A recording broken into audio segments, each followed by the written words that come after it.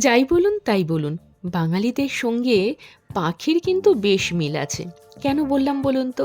আসলে পাখিও উড়ে বেড়াতে ভালোবাসে, আর বাঙালিরাও ছুটিছাটা পেলেই কোথায় যাব মনটা করতে থাকে। আমারও ঠিক সেরকমই মন হচ্ছিল। হাতে দুদিনের ছুটি ছিল, তাই বেরিয়ে পড়লাম আবার। ভেবেছিলাম সমুদ্র হোক, জঙ্গল হোক, পাহাড় হোক, কোথাও না কোথাও তো যাবই। বেরিয়ে কিছুটা দূর যেতে না যেতেই পেয়ে গেল মারাত্মক খিদে, কারণ আমরা ব্রেকফাস্ট করেছি, বের হইনি। ওই মোটামুটি ৬০-৬৪ কিলোমিটার পৌঁছেছিলাম, তখনই দেখতে পেলাম হাইওয়ে মিটছে নামে এই ধাবা। তাই আর দেরি না করে সেখানেই ঢুকে পড়লাম। দেখলাম জায়গাটা বেশ বড়সড়, মানে বাচ্চাদের দৌড়োদৌড়ি করার অফুরন্ত জায়গা রয়েছে। সেখানেই ব্রেকফাস্ট সেরে আবার ছুটে চলা।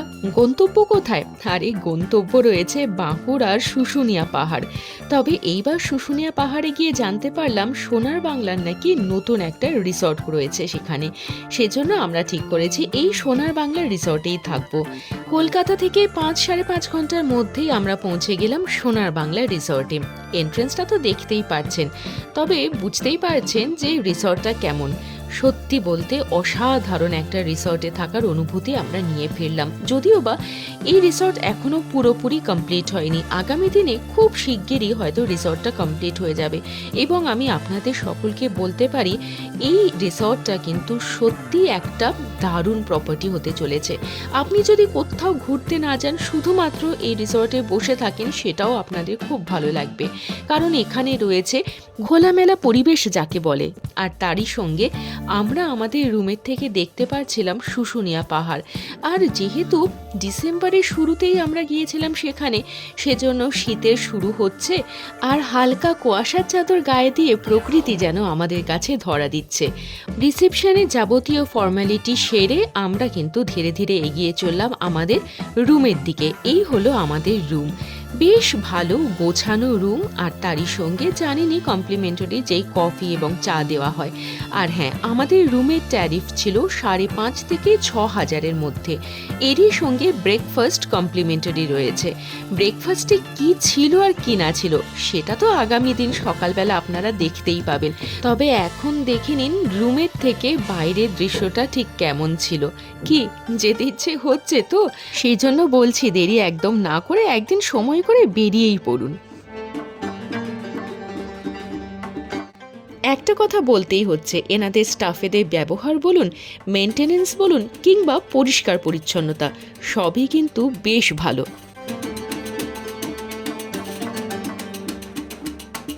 রুম ঠিক কেমন ছিল সেটা তো দেখেই নিলেন। আমরা কিন্তু এরপর রিসর্টে বসে সময় নষ্ট করিনি, আমরা বেরিয়ে পড়লাম আশেপাশে কি রয়েছে সেটা দেখার জন্য। বেরোতে না বেরোতেই দেখতে পেলাম একটা ছোট্ট বাঙালি খাবারের দোকান। আমরা সেখানেই ঢুকে পড়লাম বাঙালি খাবার খাবো বলে, কারণ বাঁকুড়া, পুরুলিয়া, মেদিনীপুরের বাঙালি খাবার আমার বেশ ভালো লাগে। যাই হোক, সেখানে খাওয়া দাওয়া করে আমরা পৌঁছে গেলাম এই জায়গায়। ঢুকতে ঢুকতেই দেখলাম অনেক হস্তশিল্পের ছোট ছোট দোকান রয়েছে। সেখান থেকে টুকিটাকি কিছু কিনে আমরা এবার চলে গেলাম মন্দির দর্শন করতে। আর এখানেই দেখলাম এই যে প্রস্রবণ বা এই যে ঝর্ণার জল পড়ছে, কোথা থেকে যে পড়ছে তা আদৌ কেউ জানে না।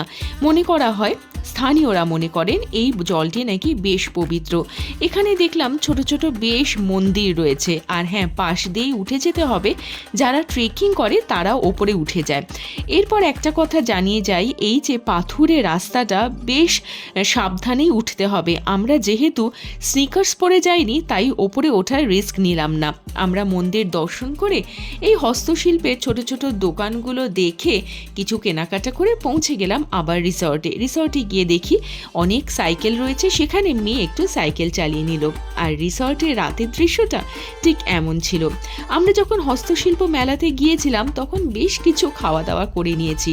ডিনারের সেরকমভাবে প্রয়োজন ছিল না ঠিকই, কিন্তু তাও ওই রাতে একেবারে না খেয়ে শুতে ইচ্ছে হয় না বলে হালকা খাবার খেয়ে নিলাম। চাইনিজটাই আমরা প্রেফার করি যখন হালকা কিছু খাই, তাই চাউমিন আর চিলি চিকেন আমরা অর্ডার করেছিলাম। আর এরপরে ঘুম থেকে ওঠার পর নেক্সট ডেতে ওয়াও, মর্নিংয়ের ভিউটা ছিল অসাধারণ।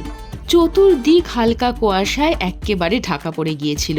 আমরা সেই ভিউটা বসে বসে কিছুক্ষণ এনজয় করলাম আর চা খেলাম। এরপর আমরা চলে গেলাম ব্রেকফাস্টের দিকে।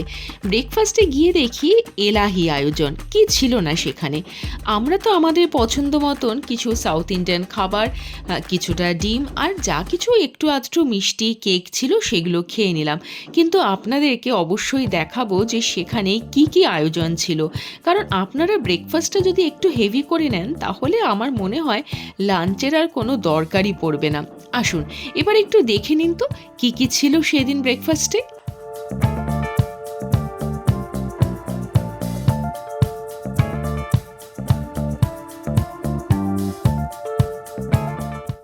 ব্রেকফাস্টে যে এলাহি আয়োজন ছিল তা তো দেখতেই পাচ্ছেন। তবে এই পর্যন্ত যখন ভিডিও দেখে ফেলেছেন তবে একটা রিকোয়েস্ট আপনাদের করাই যায়, যদি এইটুকু ভিডিও ভালো লেগে থাকে তবে লাইক শেয়ার এবং অবশ্যই সাবস্ক্রাইব করবেন, কারণ আমি বিভিন্ন ধরনের ভিডিও বানাতেই থাকি।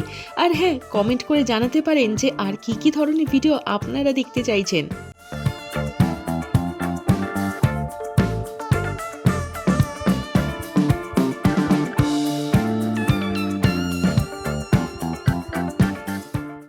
ডাইনিং প্যাসেজটা ছিল বেশ বড়। আমরা কিছুক্ষণ ডাইনিং প্যাসেজে বসে খাওয়া দাওয়া তো করলাম, কিন্তু ইচ্ছে হলো বাইরের ভিউ উপভোগ করতে করতে ব্রেকফাস্টটা সেরে ফেলি। যা ভাবা তাই কাজ। কিন্তু দেখলাম কথা বলতে বলতে কখন যে বেলা বেড়ে গেল বুঝতেই পারলাম না। এরপর তো ধীরে ধীরে উঠতে হবে, ফ্রেশ হয়ে বেরিয়ে পড়তে হবে। ইচ্ছে ছিল আর কিছুক্ষণ থাকি। অবশ্য এখানে চেক আউট টাইম কিন্তু সকাল 11টা, যদিও বা আমরা একটু রিকোয়েস্ট করে সেটা 12টা অবধি এক্সটেন্ড করেছিলাম। আর সুইমিং পুলটা তো দেখতেই পাচ্ছেন কি সুন্দর, কিন্তু আমরা যখন গিয়েছিলাম তখনও সুইমিং পুল ব্যবহার হচ্ছিল না। আগেই জানিয়েছি যে এখানে এখনো প্রচুর কাজ বাকি রয়েছে। তবে আমার মেয়ে স্নান ধান সেরে দৌড়ে চলে এসেছে আবার এই বাচ্চাদের খেলার জায়গায় একটু দৌড়োদৌড়ি করবে বলে, কারণ এবার যে চেক আউট করে বেরিয়ে যেতে হচ্ছে। তবে আমরা একেবারে চেক আউট করে যে বাড়ি ফিরে এসেছি তেমনটা কিন্তু নয়। আমরা পৌঁছে গিয়েছিলাম মুকুটমণিপুর ড্যামে। মুকুটমণিপুর ড্যাম যা ছিল ওই সোনার বাংলা রিসর্টের থেকে প্রায় 1-1.5 ঘন্টার মধ্যেই যা ডিস্টেন্স। সুতরাং ভাবলাম যখন এত দূর এসেছি তখন এই ড্যামটাও একবার দেখে যাই। আর সেখানে ছিল বোট। আপনারা চাইলে এরকম ছোট ছোট সিঙ্গেল বোট থাকে, মানে যেখানে আপনারা আপনাদের পরিবারের সঙ্গেই যেতে পারবেন। 8 থেকে 10 জনই ছোট ছোট বোটের মধ্যে যেতে পারে। আমরা সেই বোটে করে চলে গেলাম এই কংসাবতী নদীর ওপর ঘুরবো বলে। সত্যিই অসাধারণ লাগছিল। আসলে এই মুকুটমণিপুর ড্যাম কিন্তু ভারতের দ্বিতীয় বৃহত্তম মাটির বাঁধ, সুতরাং তার একটা আলাদাই মহত্ব রয়েছে। বাচ্চাদেরকে এই ঘোরাফেরার মধ্য দিয়েই শিক্ষা দেওয়াতেই আমি আবার বিশ্বাসী। পাশেই দেখলাম ছোট্ট ছোট মাটির তৈরি জিনিস বা হস্তশিল্পের ছোট খেলনা কিংবা ঘর সাজাবার জিনিসপত্র বিক্রি হচ্ছিল। তারই সঙ্গে দেখছিলাম স্থানীয় লোকেরা বিভিন্ন জায়গাতে পিকনিক করছিল, দেখে বেশ ভালো লাগছিল। কিন্তু ঘুরি দেখলাম এবার যে বেরিয়ে পড়তে হবে, তা না হলে কলকাতায় সময় মতো ঢুকতে পারবো না। রাস্তার দুধারে ছোট ছোট দোকান করে দেখছিলাম গুড় তৈরি হচ্ছিল। আমরাও সেই গুড় কিনে তারপরে কলকাতায় ঢুকলাম। আজকের মতন বিদায়। আপনারাও সকলে খুব ভালো থাকবেন।